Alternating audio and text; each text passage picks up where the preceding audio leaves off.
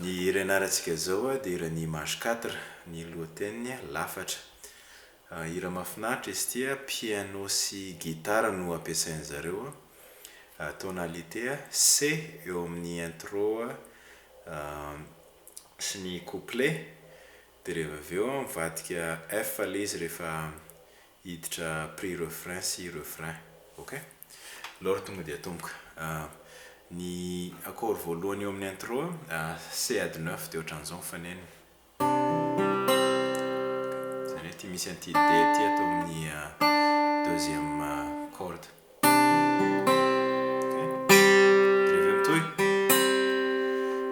Eto tia D mineur miaraka amina basse 9. Zay moa ny antsoko anazy fa tsy voatery hoe zay ny tendrenao. Ohatran'izay. Dia reveo F zay.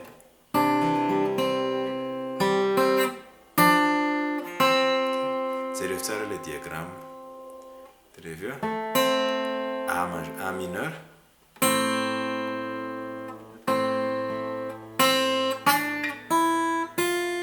Misy ny mélodie.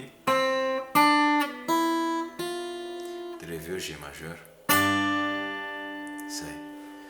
Dia mitondra ilay izy miverina C9. Dia misy an'ity G ity ato. Dia reveo F Ad9. Zany hoe F ohatran'izao. Dia reveo ilay basse atao amin'ity G ity, izay mahatonga anazy Ad9.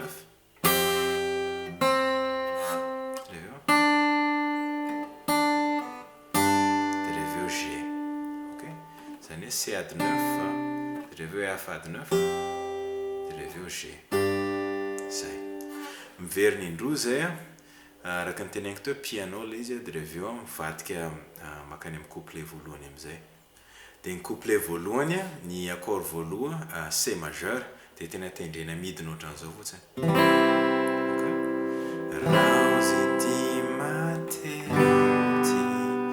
Eo amin'ilay Matteo ity G majeur. Na ohatran'izao. Zay tianao. Dia reveo La endrika D mineur. Zay mihitsy ny fitendrena azy. Ok. Dia miverina indray fa tsara loatra C majeur, manintona G majeur. Dia reveo ianao ny lafatra miverina D mineur indray. Dia makany amin'ny couplet faharoa mitovy amin'izay ihany ilay accord, ankoatran'ilay accord farany tsy D mineur intsony fa F majeur zany. Ohatran'izay eto amin'ny première case. Dia ny ohatran'izao mifanena ilay izy. Tsy miavona fa fontsiky ny fiainanao. F majeur. Dia miverina makany amin'ny intro. Dia rehefa tapitra ilay intro, miverina makany amin'ny tony voaloha zareo fa tsy tendrena ohatran'izay intsony ilay izy fa miova ny fitendren'ilay gitara, dia ohatran'izao ny fitendrena azy. Zay aloha ny henoko fa zay hainao ny tendrena ohatra ka maheno zavatra hafa ianao.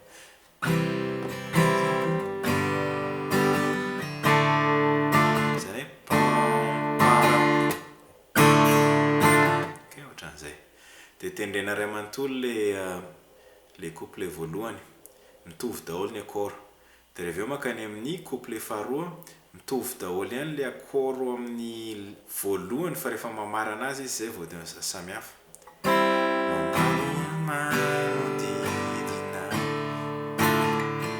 Mitovy ihany.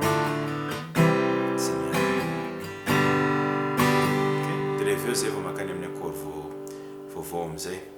Ny saiko teneniko teo ny eo amin'ny mesure 1, 2, 1, 2, dia reveo 1, 2, 1, 2. Zany eo amin'ilay D mineur iny tendrena 4 mesure ilay izy, dia ohatran'izay koa rehefa eo amin'ny F tazomina 4 mesure ilay accord.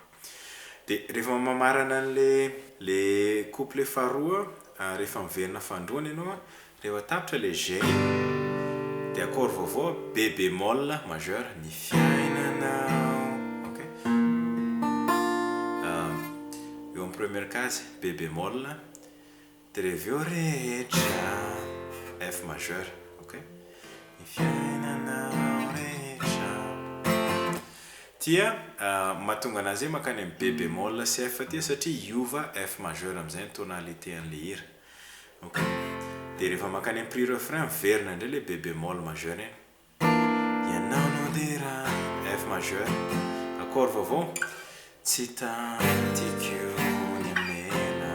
Eo amin'ilay tsy tantiko eo amin'ny troisième case ianao G mineur. Ok, tsy tantiko ny amela. Ok, F majeur. Anao tsy namako. Tazomina 4 mesures. Ok, dia misy synthétiseur eto ohatran'izao mifanena. Ok, zay iny G, dia aveo A, dia aveo B bémol, dia aveo A, B bémol, C, dia aveo D, dia E. Ok, jereo tsara misy ny tanako amin'le case.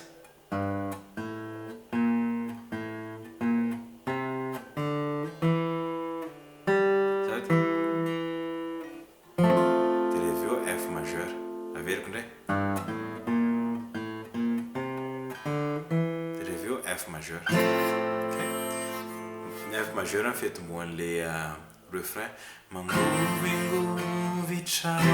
C majeur reveo mahitana F majeur.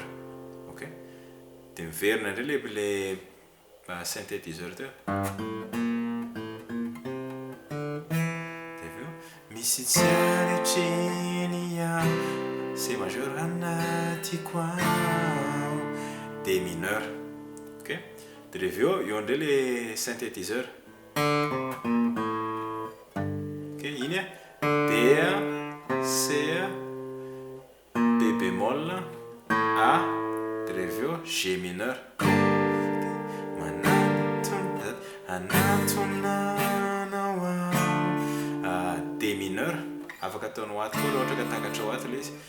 Natonanao ao izaho dia izaho. Dia verina G mineur.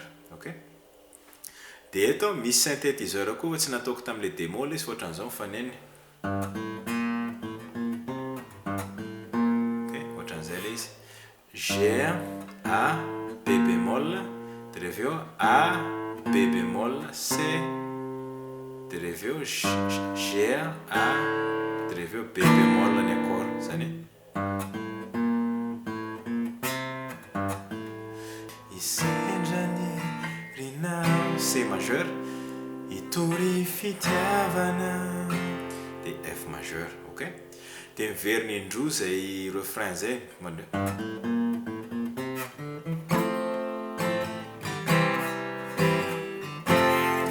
verina indroa. Dia rehefa tapitra ny refrain voaloha misy ohatran'ny transition kely C majeur. Ok, dia reveo F indray. Ok, zany F, dia reveo C, dia reveo F, dia mamarana G. Ok, dia ny antony mahatonga anazy miverina G satria akany amin'ny tonalité ny C majeur indray tsika zao satria hiverina hitendry an'le couplet fahatelo. Fa le G iny tsy tendrena ohatran'izao le izy fa ohatran'izao mifanena. Ok, iny mélodie ny mampiasa ny gamme majeur ny C dia manao ohatran'izao mifanena. Ok, iny tia zao izy ity atao amin'ny deuxième corde tsika. Ok, note anankitelo. Dia reveo atao amin'ny troisième corde note anankiroa. Dia reveo atao amin'ny quatrième corde note anankiray. Ok, zay averiko indray mandeha tsy moramora.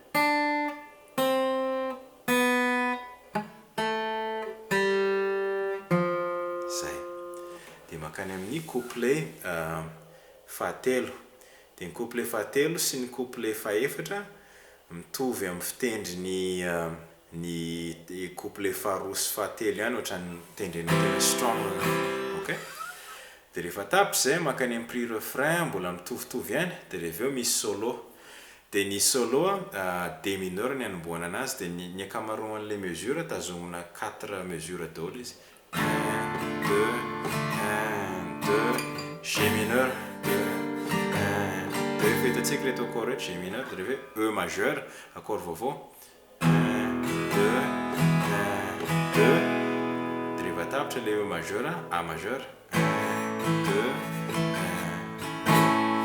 1. De eto amizay misy accord anakefatra fa tendrena 2 mesure tsirairay. A mineur alohany 1 2, de reveo G, de reveo C 1 2, de reveo D mineur 1 2. Ok, de reveo E majeur ndray tendrena fa 4 mesure 1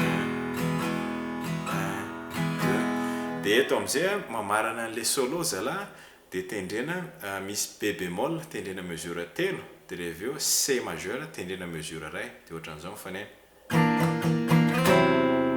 Ok, zay. De reveo mira refrain. Ok, averiko indray le solo igny. G mineur, E majeur, A majeur, A mineur, G, C, D mineur, E majeur,